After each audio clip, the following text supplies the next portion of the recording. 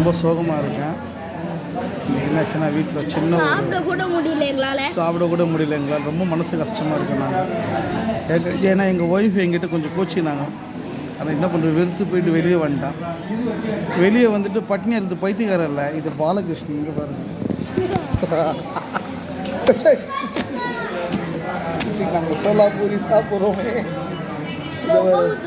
சோலாபூரி இதை பாருங்க.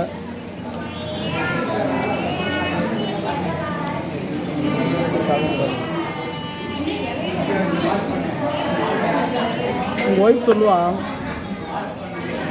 சோலாபூரியும் தேங்காய் சட்னி அருமையாக இருக்கணும். அப்புறம்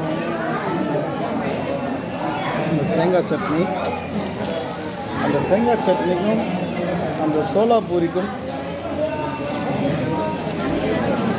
அருமையாக இருக்கும் ஃப்ரெண்ட்ஸ். இது பாருங்க.